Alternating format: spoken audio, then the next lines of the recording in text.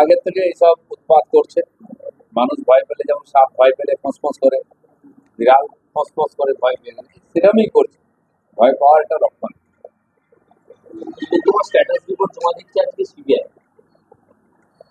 তোমার ঠিক আছে, আমরা চাই, প্রত্যেকটি মানুষ চায় যে ধরনের দুর্নীতি হয়েছে শিক্ষক ঘোটালা থেকে আরম্ভ করে অন্যান্য, সেগুলো তদন্ত হচ্ছে, তার সত্য রিপোর্ট সামনে এসে দোষীরা সাজা পাক এবং আগামী দিনে এই ধরনের ঘটনা না হোক এবং যোগ্যরা চাকরি পাক, এটা আমরা চাই, তাড়াতাড়ি হওয়া উচিত।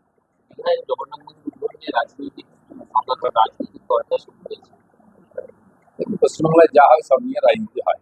রাম মন্দিরকে নিয়ে অনেক রকম কথা উঠেছিল। রাম মন্দির হিন্দু সমাজ নিজেরা করেছে, উদ্বোধন করেছে, লক্ষ লক্ষ লোক এসছে। তো এখানেও মন্দির দেখতে সবাই যাবে, তো তা করলে ভোট পাওয়া যাবে এরকম মনে হয় না। 32,000 যে প্রাইমারি শিক্ষক তার শুনানি আছে হাইকোর্টে। আদালতের কাছে বহু কেস পেন্ডিং আছে। পশ্চিমবাংলার শিক্ষা বিভাগের সমস্ত যে দুর্নীতি হয়েছে, যা যে অনুমতি দেওয়া হয়েছে, সব কোর্টে আছে।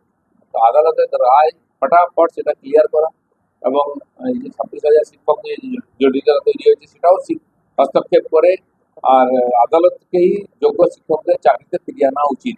তাহলে পশ্চিমবাংলার শিক্ষা বিভাগ উঠে যাবে, আমাদের এখানকার বর্তমান প্রজন্ম অশিক্ষিত হয়ে বসে থাকবে আর ভবিষ্যৎ অন্ধকার হবে। আইনজীবীদের উপর আক্রমণ এবং তার ব্যবস্থার প্রতিবাদে হাইকোর্টের আইনজীবীরা আজকে বারের চরম সর্বদলীয় বৈঠক করতে হচ্ছে। কে আক্রমণ করলো? আইনজীবী হোক বা পুলিশ হোক, তাদের উপরে আক্রমণ করার অধিকার কারো নয়। সেটা তো আইন হাতে তুলে নেওয়া। কোর্টের ভিতরে আমরা দেখেছি বিচারপতিকে ঘিরে আইনজীবীরা এক সময় আর ঘেরাও করেছে, তার বিরুদ্ধে স্লোগান দিয়েছে, এটাও তো ঠিক নয়। আইনজীবীর কাছে এটাও আশা করি না আমরা। আর আইনজীবীরা তাদের স্বাধীনভাবে কাজ করুন, আদালতের কাজেও হস্তক্ষেপ না করুন, বিচারপতি এটাও দেখতে হবে।